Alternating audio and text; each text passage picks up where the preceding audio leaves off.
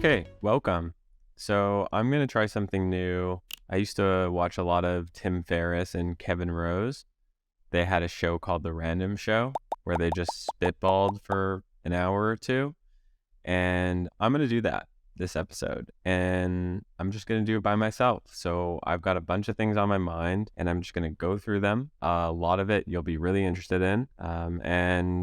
Hopefully enjoy it. So let's hold on.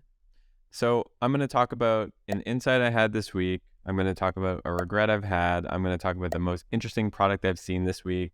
I'm going to talk about something I'm quitting. I'm going to be talking about a framework I've been thinking about, AI tool I've been playing with, the biggest productivity gain recently, a story I was reminded of, and a few other things, and whatever comes to my mind. So watch the whole video, listen to the whole podcast, and I'm curious what you think of this freeform episode. So I just sort of wrote a few things down right before this, but this is basically off the cuff.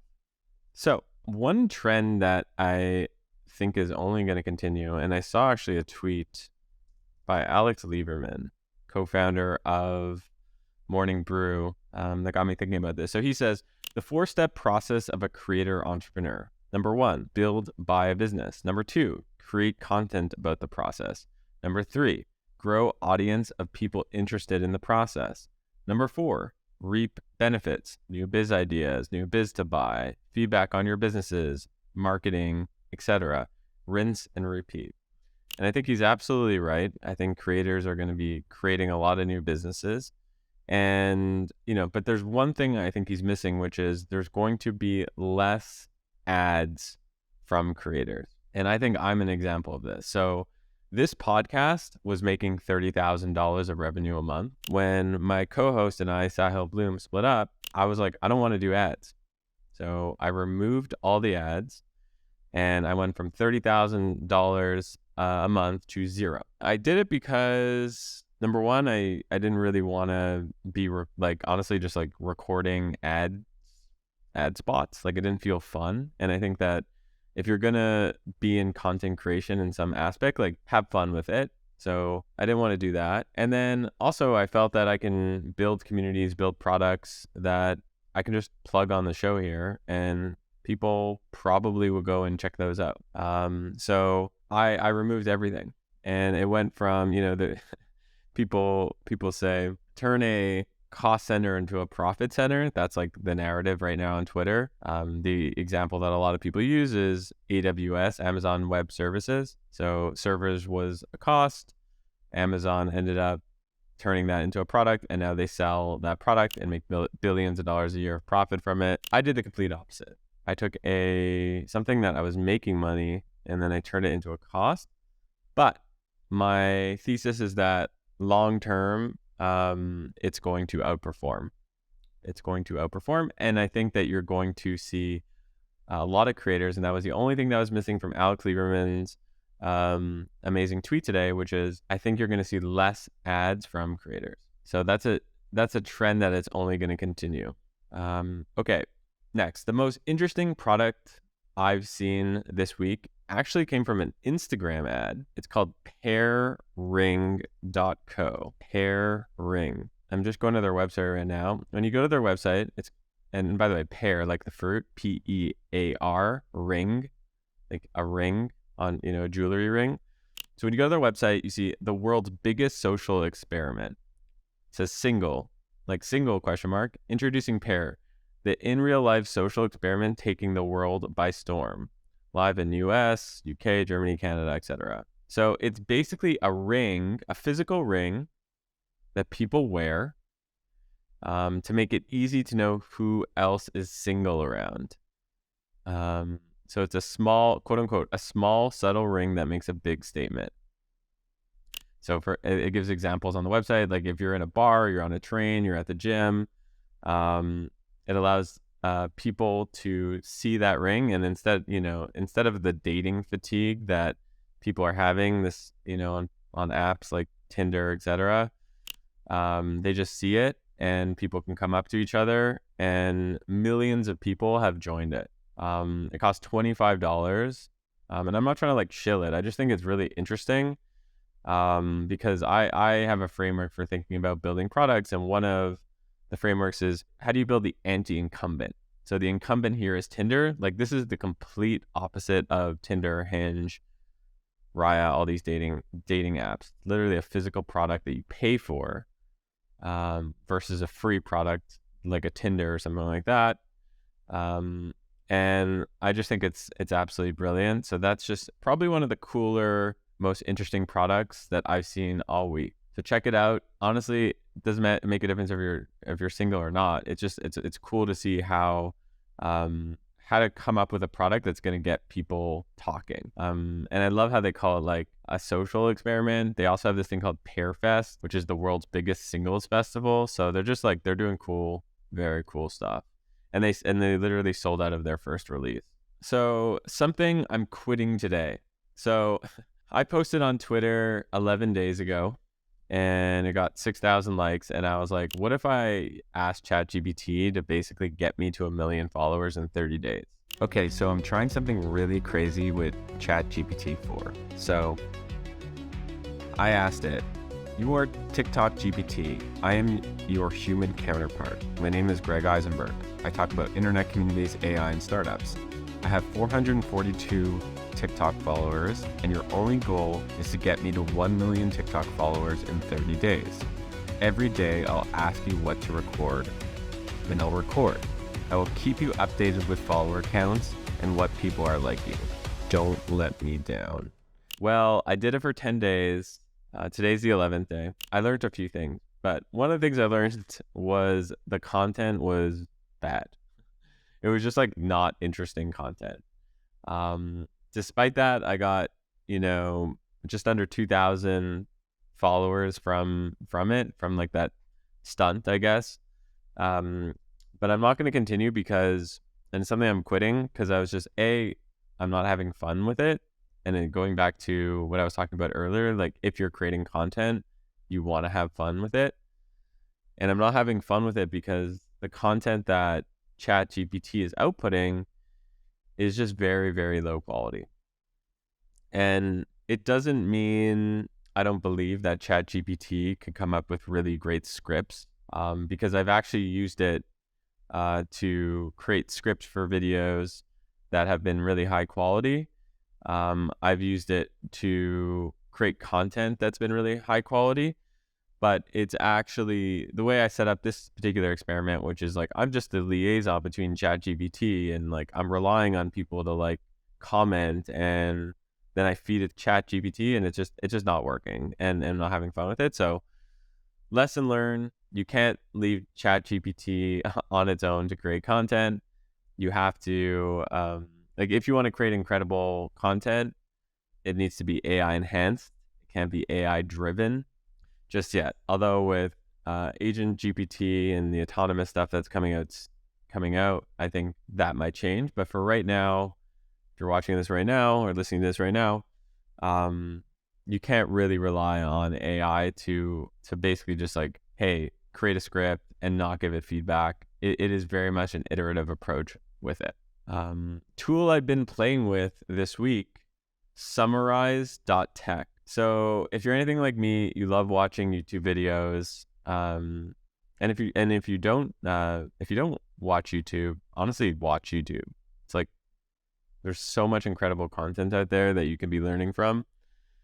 And I actually find, like, for me personally, like if I watch the content versus listen to it, it sticks in my brain a little bit more.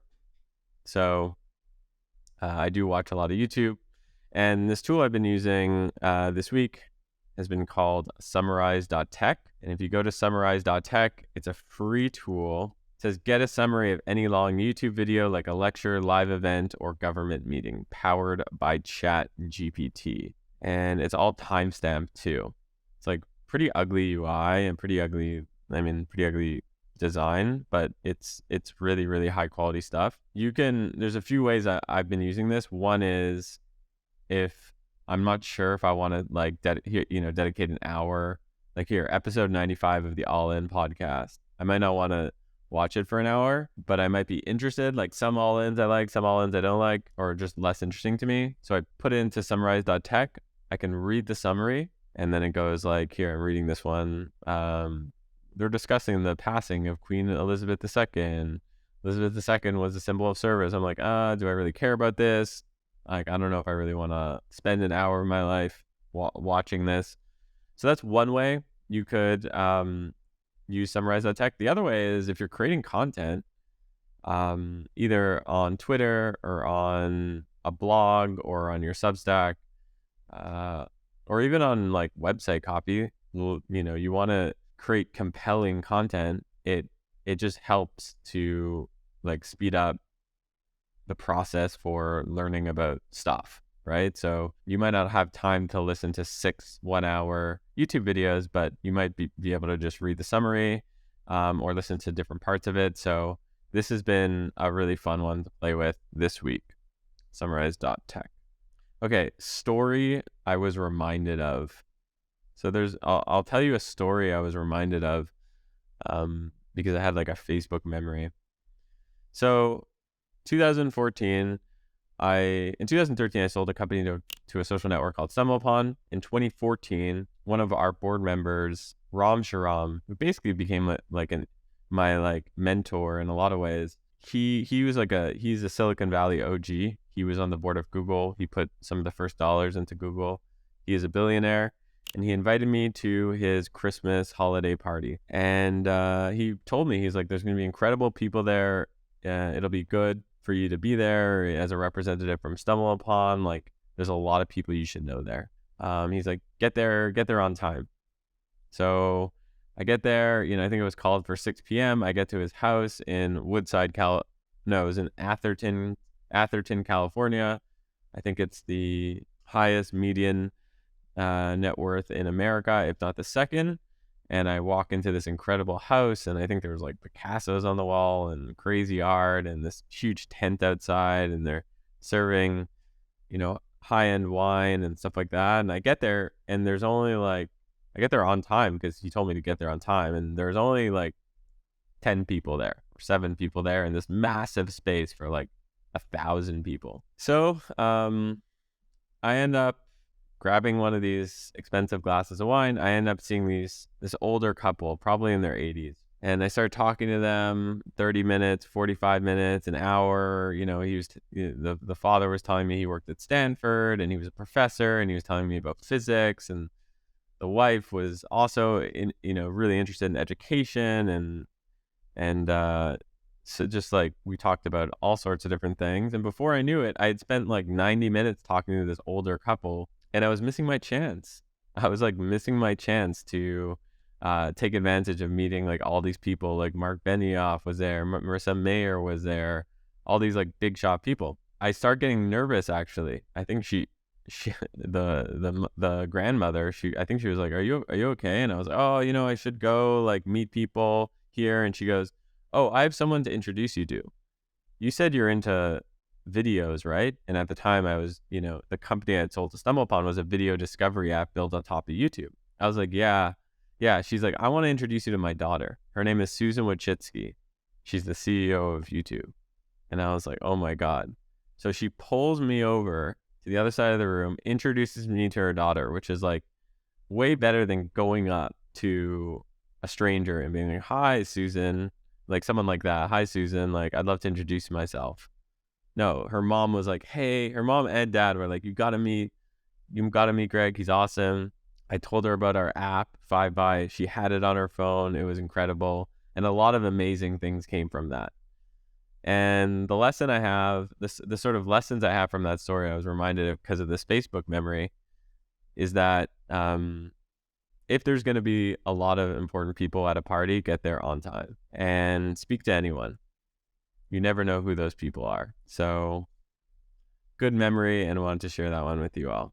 A concept I'm thinking about right now. So one thing I'm thinking about, it's actually not so much of a concept. It's almost like a philosophy, a business philosophy, which is, how do you think about focus? So I run a product studio, and in our product studio, we have a family of agencies that we run.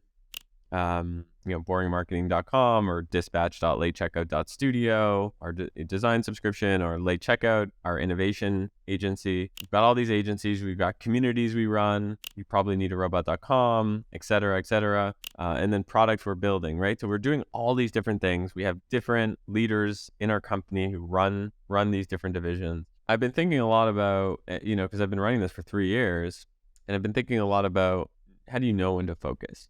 The hard part about running a product studio is you can do anything, right? You come up with an idea and you can do anything.